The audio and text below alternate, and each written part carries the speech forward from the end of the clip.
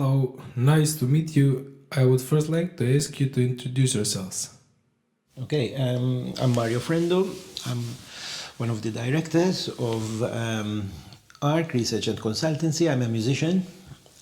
So I started my formation, so to say, from when I was 5 years old, I think, studying the violin. That led me to eventually become a musician. It was a choice. It was a choice that I wanted to focus on that. So when I was a teenager, the age of 15, where you start thinking of where you want to go, that was where I wanted to go. Focus on my violin and my music education. Eventually I joined the only orchestra that we have in Malta. It's a professional orchestra, the Malta Philharmonic Orchestra. There I stayed for almost 10 to 15 years. At one point, while I was at the orchestra, I started thinking of maybe other possibilities, apart from only playing in an orchestra. It's a very rewarding job being in an orchestra. It's probably what you would want to do as a musician, work within a context where it allows you to make music. But I felt that maybe I can still do things with my music, but not necessarily playing in an orchestra. And started toying around with the idea of perhaps going to university. And that's what I did. At one point I joined university, obviously thinking, let's see what happens. I have 3 years. If I don't like it, I can always go back to the orchestra and continue like that. And that was where, obviously, your life changes as soon as you try to open door. And that's what I did. And at university then, a lot of opportunities started to come up. From a BA, then I did a master's in music composition. So again, the context was opening up for me. Then eventually I did a PhD, and I started to venture even further, research, etc. I didn't study only in Malta. I went to do my PhD in the UK, but came back. In the meantime, those were all possibilities of what one could do. So all of a sudden my music was leading me to a lot of things. Then together with Davinia, who will now introduce herself, we started working within a context which is known in Malta as the Arts Council, a council that focuses on the arts sector. There we created a festival together, so all of a sudden that education in music broadened up to a lot of possibilities. And actually at that point then, it's about seeing, and this is very important, what you want to do and how you want to do it, and then creating the possibilities for yourself to do it. A really interesting journey. What about you? So I'm Davinia Galea. I'm Managing Director of ARC Research and Consultancy. And I've had several lives, I would say, during the process of getting what we're doing now. I started my formation, like Mario, as a musician, in my case with piano. So I started piano when I was about 7 years old. And I always wanted to play the piano, be a pianist. That was my, focus for many years. Then with me, when I was in my early 20s, I had my 3 children. So as a woman, it takes a different pathway as well. So trying to cope with everything. For a while, I had to stop playing, unfortunately, because of time. And I started, I went into teaching music. I worked as a repetiteur. I worked in a primary school. I did different things, and I did a lot of accompaniment to opera singers, and also we formed an ensemble and did a lot of chamber music, which for me, that was kind of the pathway. Then I went to university at a later age. I was interested in kind of opening up what I wanted to do. Not to be, again, to just be a musician, but to kind of have an open mind about the future. I think that was university for me. And from there, before that I was already kind of organizing some kind of small festivals, some small events, for example, as a volunteer for the National Trust of Malta. You know, I was already kind of doing a bit of that management, and besides my own kind of playing and everything. From university, where I met Mario, we started kind of working, and after we left university, we started working more on these events and festivals. I started working my first office job at the Arts Council in my late 30s or early 40s, I would say. So that was a bit of a shock for me as, you know, a musician. I never thought I would have that kind of a job, but you make it what you want of it. So in fact, it wasn't like that at all. We went into, you know, setting up what is now Malta's major arts festival, the Malta Arts Festival. Eventually, Mario went full-time to university, but always remained kind of in this kind of participation as an artistic director in different capacities.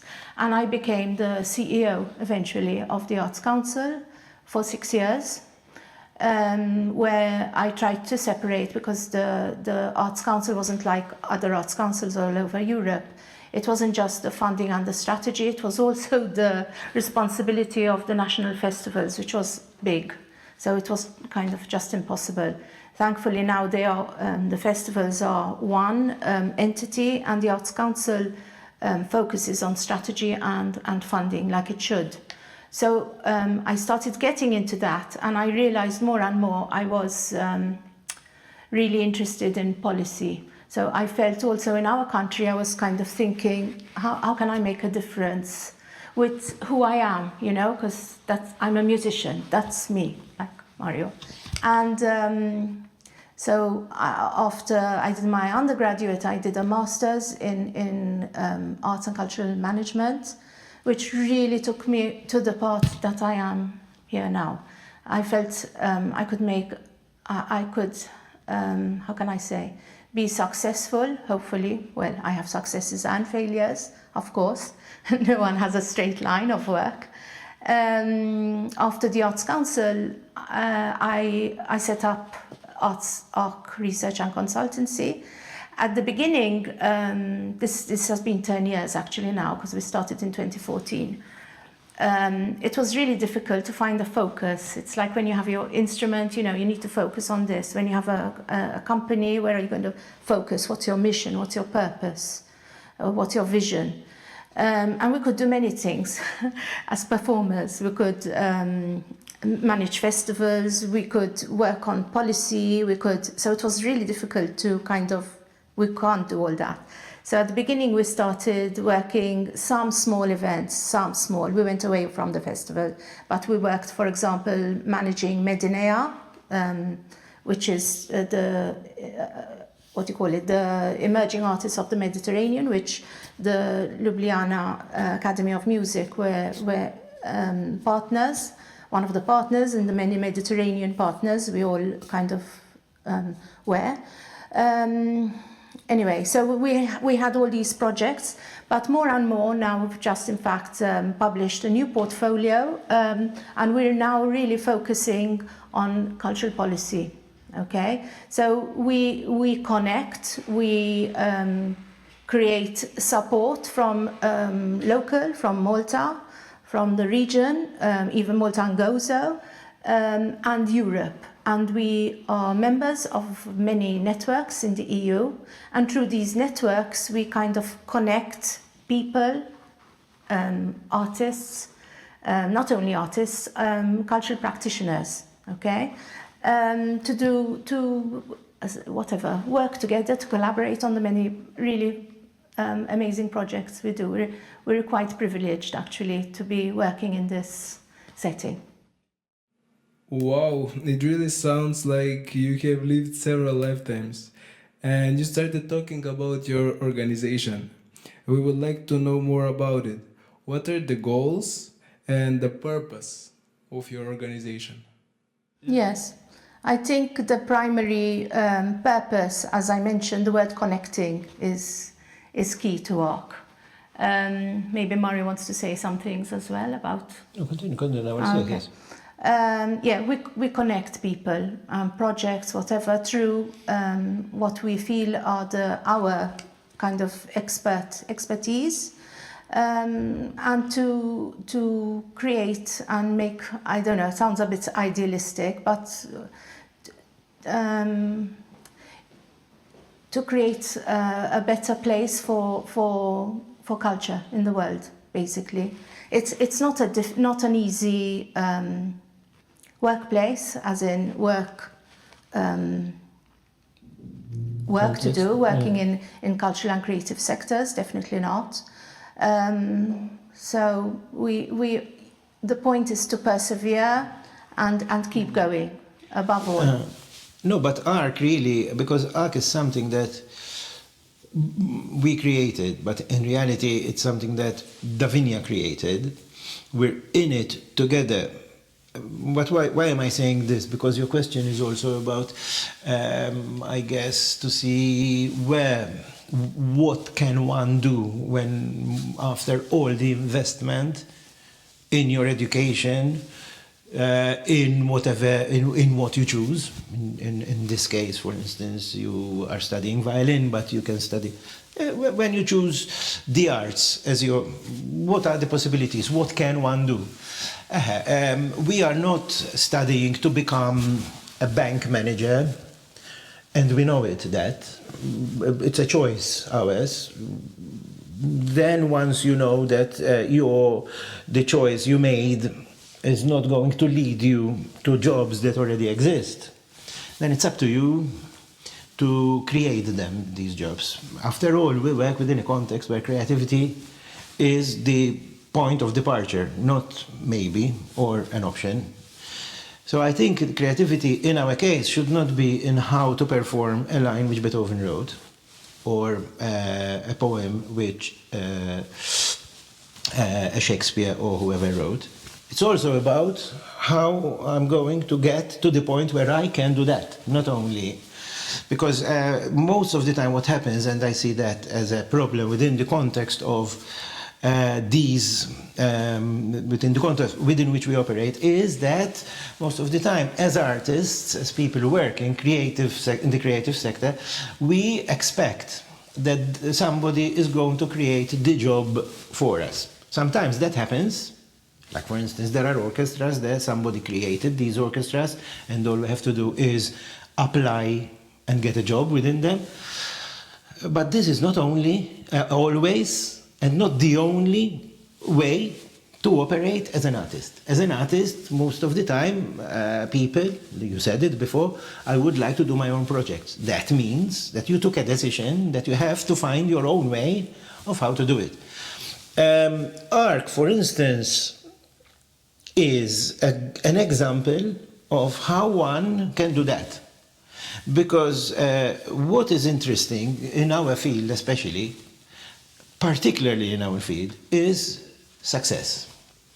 When we look at artists, we say how successful they were.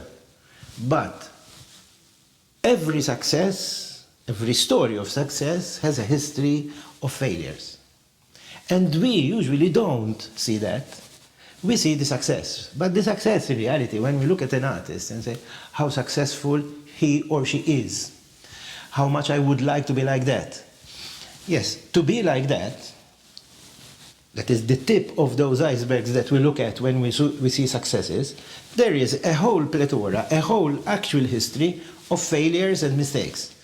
And I think we should look at those, not at the glamour of success.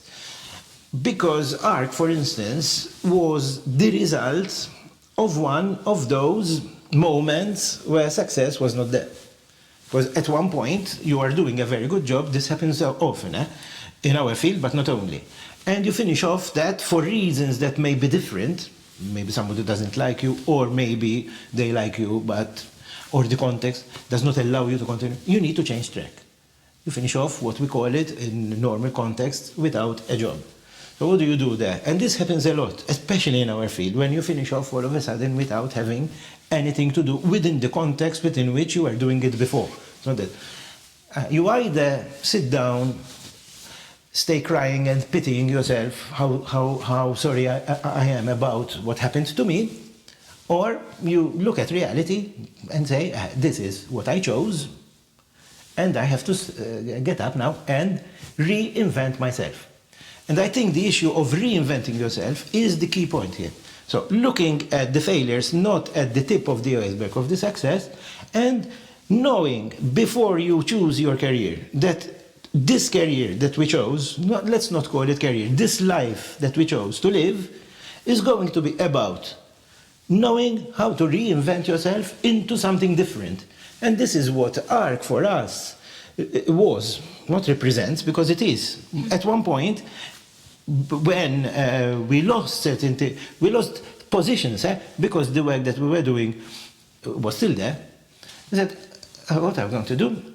Davinia came up with the idea of setting this setup, ARC, which is going to allow us to continue to operate. Now, how is also and what did we do? We do different things, as we were saying. I work within academia, Davinia works more within funding, policy making, strategy, etc., etc. We combine, in our case, our strengths, what we consider as what we know how to do. We use that to operate, but then the most important thing is, we also, for us it's extremely important for us too, and ARC, which is what we do. How we're going to allow others to work with us, learn from what we do, but also we learn from what they are going to be doing eventually. So students that we have working with us within the institutions that we work, in our case it's a university in our country, it's not the first time that we ask them to come and join us on projects. And sometimes, so there is this not paid, of course. There is this idea that our this platform that we created, ARC, is not something only for us to do a job, but also for others to be able to experience and maybe do something different than what we do. So there is this. We think it like that. That is the small thing that we created. I this think ARC. Totally, Mario. The important thing we look at is we work with, hopefully, emotional intelligence. So the awareness in what we work is very, very important. The awareness in the environment around not only our city or our country, importantly in Europe. You know, how can I be a European citizen? Or a world citizen. It's not in your little bubble, but I feel I want to make a difference. I keep saying that, yes. So I contribute to society, I feel, through the work we do with ARC. And I think everybody, all our colleagues, we're a team. We work very much as a flattened hierarchy. I mean, it's an intergenerational kind of affair, as in, obviously, we are the older ones, and we have in our team younger people in their 20s, just graduates. But they all sit around the table. They join us in our meetings with our networks abroad, Cultural Action Europe, European Festivals Association, wherever we go. So, in fact, people are usually surprised because we come,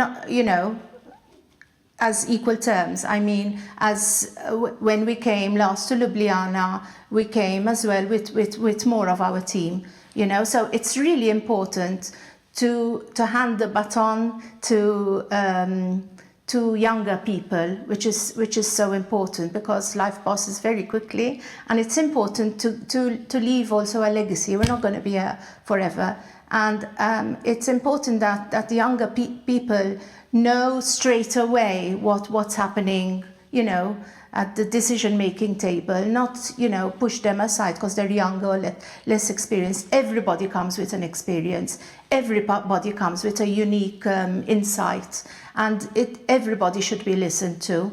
Going back to how we started as ARC, one of our first projects was with the European Festivals Association. They had set up the European project, EFFEA, Europe for Festivals, Festivals for Europe, okay? So that was a couple of years in the making. And within that project, they set up a website for festivals, and festivals can apply to be, they join the website, and now the latest project with going on from there is called EFFEA. Okay, so it's a platform. We work a lot with emerging artists, as you know. So it's a platform for emerging artists. We've just received the second platform grant. Well, not the grant. We won the second time platform. So that's great. We've had 3 years of the first experience, and the new platform will open next year. Okay, we've had it's basically focused around festivals, because obviously the main body is the European Festivals Association. So it stems from festival making. Okay, so emerging artists come through existing festivals. Okay, there are many criteria that whatever, but it's not a complicated application. Okay, but it has to be done through festivals. But what we do, for example, we work very much with the hub for the Festivals Association in Malta. So we try and match the festival to the emerging artist, okay, and see who would be the ideal connection between the artists, the festival, and then festivals in other European or the eligible countries. Okay, so the EFFEA is twofold. Basically, we have the springboard and the discovery artist. So basically, those who are not known in their country and just emerging. You could be graduates or whatever, or you could have the older, because it's not about age, because you could still be an artist who's not discovered in the rest of Europe. No, that could be older people, but could very much emerge through this kind of festival making to make festivals aware of these emerging artists, to make audiences aware of these new faces, and obviously for the artists themselves to really continue working in their career to look at different possibilities. The new fund, as I said, is coming out, and there'll be a meeting which I will tell you about it in April. There'll be a kind of information meeting, okay? So it would be very interesting to have, obviously, Slovenian, not only Slovenian, musicians from the academy and beyond to try and be involved and match with the festivals, because you obviously have your great festivals here in Slovenia too. So there are many possibilities that we can kind of match and connect. That's just one possibility, but I don't know. Yes, why is EFFEA important? In reality, when you think about it, EFFEA is very important, and it is one of the most recent developments, platforms that EFFEA, European Festivals Association, created. Don't forget that the European Festivals Association is made up of people that work in festivals, from administrators to artistic directors, sometimes artists also. And what is it that festival makers, people that therefore make festivals, look for, and the problems they face also? Because this is, I think, what, as artists, those that are on the other side now, need to know, I suppose. Maybe as artists we think sometimes, but this is not only in relation to festivals, even in relation to theatres. I have to see what they want in order to be able to give it to them. But they may be thinking the other way around. They, potential employers, festival, may be thinking of, let's hope that they don't come to us with what we usually want, because we want something new. So, you see, the artist may be thinking that they want something and I have to give it to them as they want it. But the institutions may actually be thinking, let's hope that they come with something different.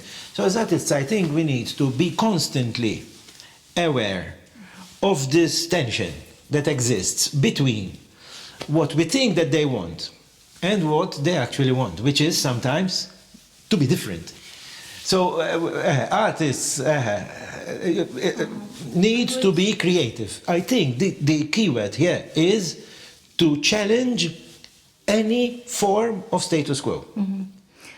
Also, because this EFFEA takes place within festivals, and festivals are the risk takers. Okay, so yes, it's very important to have, you know, your Marta Argerich and to have the great performers on stage.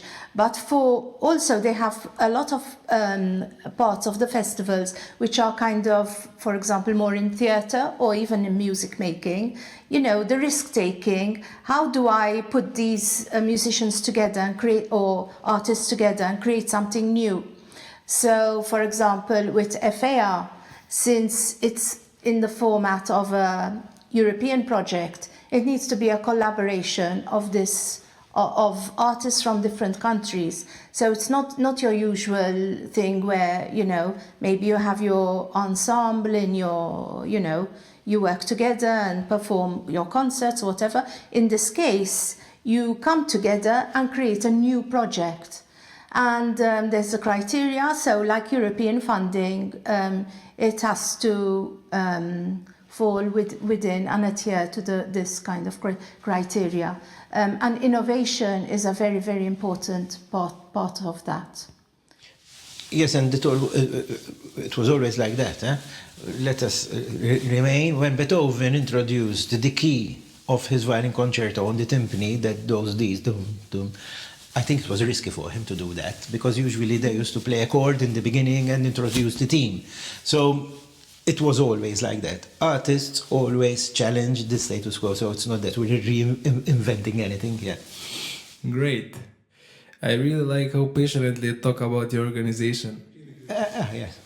And I would completely agree that proactivity is a really important skill today and an essential skill in this field, actually. I like that your organization puts the arts and music into a broader field and actually puts it in a societal perspective. I think that's really important for the future of music and arts. No, if that is what you understood, congratulations, because that is, you know how sometimes it is. You're smart. It means that you are doing it the right way. Let's put it this way. The next question has already been answered partly, but I think it would be important to talk a little more about students, or in other words, young artists, and how they can be included with the organization. What can they expect? Okay, so... Our organization is tiny. So it's not about they come to work with the organization. It's about possibly the opportunities that arise from the work we do. So, for example, with EFFEA is one of those. Like I said, there'll be an information meeting in April. So I think it's very important that students, now we want to, you know, emerging artists we're going to talk about, not students. I think that's quite important.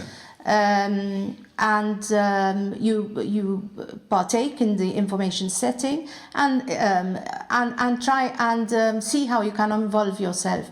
We would be very happy to try and support anything the Academy would be thinking of. So, it's about creative thinking, like Mario said. As artists, it's not just, I'm going to apply and I'm going to come and play a concert of Beethoven or Mozart. It's about setting a very different setting and positioning of yourself and taking risk. But obviously the criteria will come out for the next round in April, so we have to wait till then. This is for the EFFEA opportunity to be. Yes.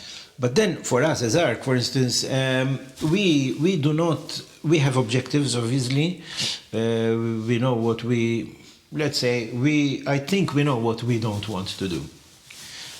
What we want to do, we leave it a bit open in the sense that, as we said, we started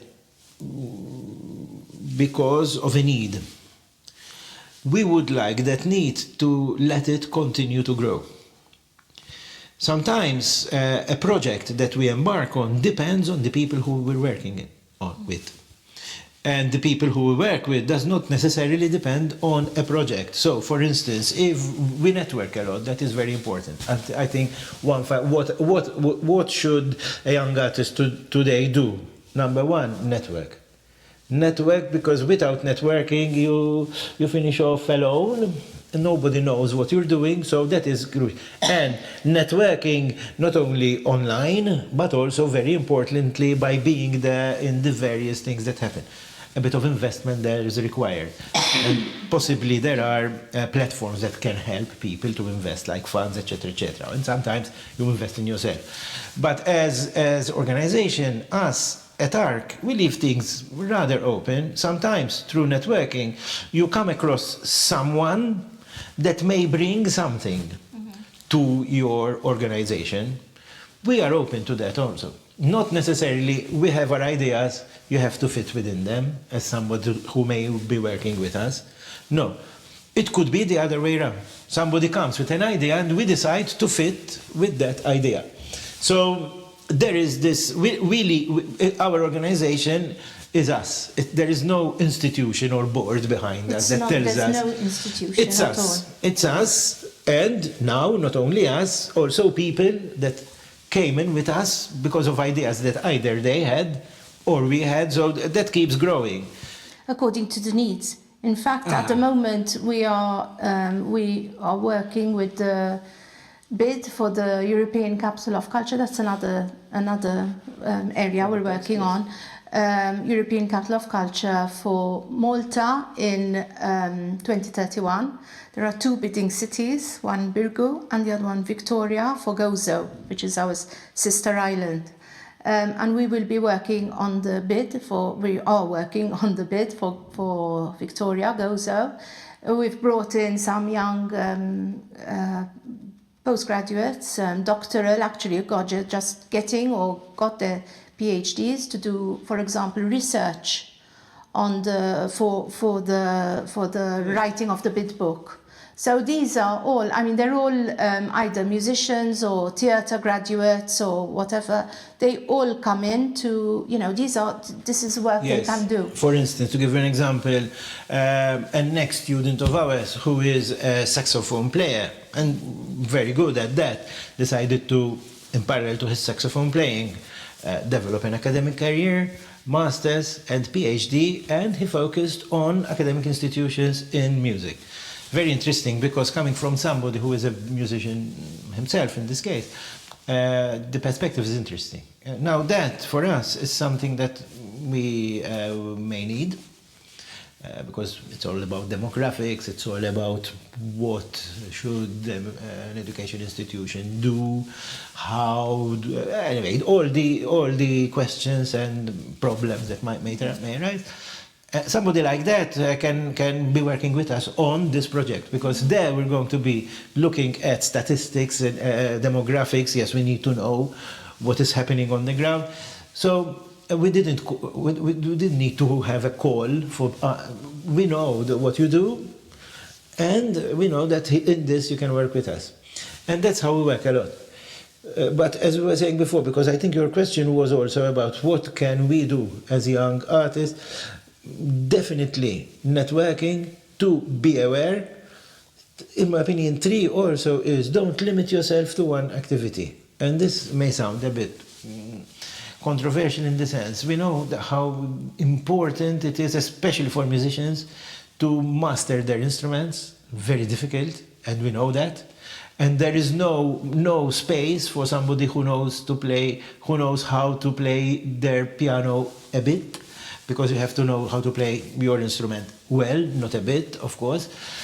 But I think also is that while you're doing that, you also leave space for other possibilities.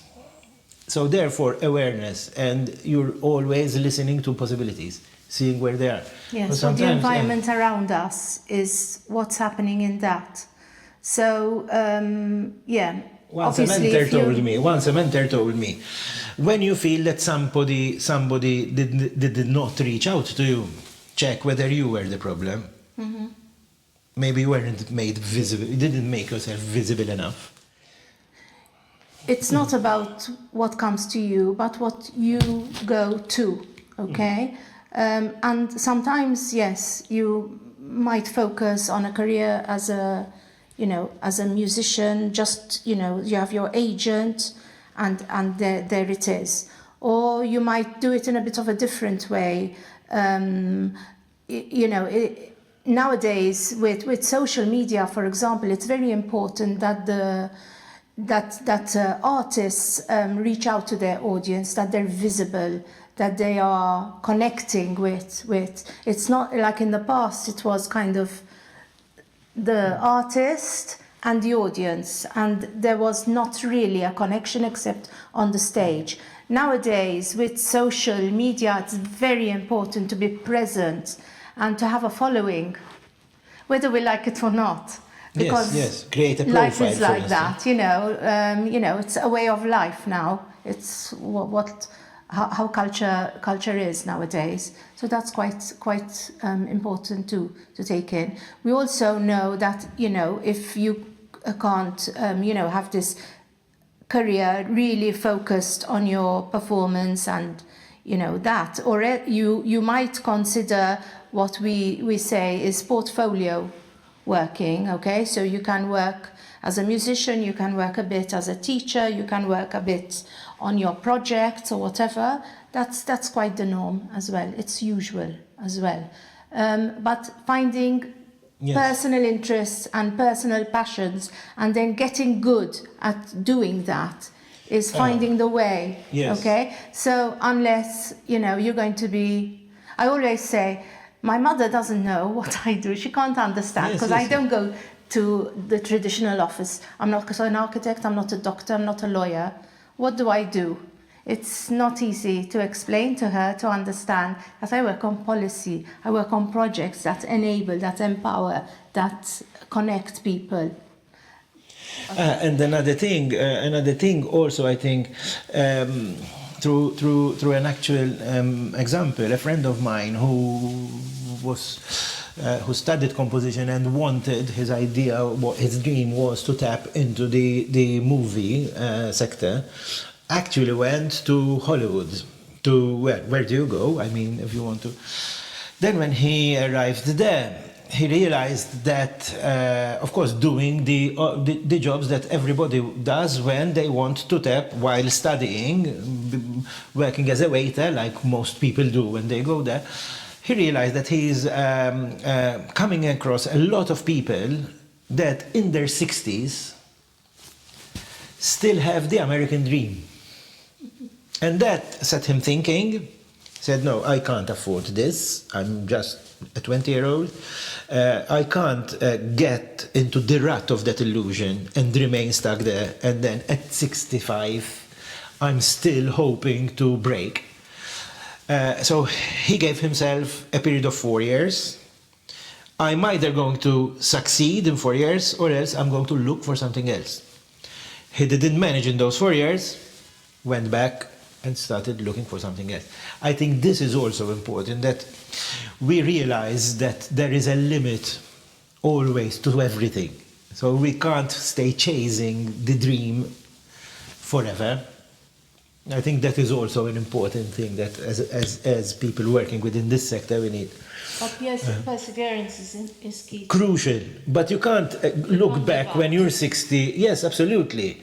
But I think a balance, yes, is also required, because Yeah, you have to give it a chance. Yeah. But you should. clearly, if at 45 years old you haven't become the concert pianist that you're dreaming to be, probably you're not going to manage at 45. So But in the end, the most important is to give it your best. your best, exactly. The worst thing is not to try. Exactly. But if you try and you fail, After all, that's actually not a Brahms problem. wrote his first symphony when he was 40. And Janacek, his great works when he was 70 and fell in love. So yes, absolutely. Absolutely. Great. I feel like these are really good for the final thoughts. So I thank you for this interview. Thank you for having and us. hope to see you Thanks. soon. Thank you for Alexander. thanks for your Thank you. questions.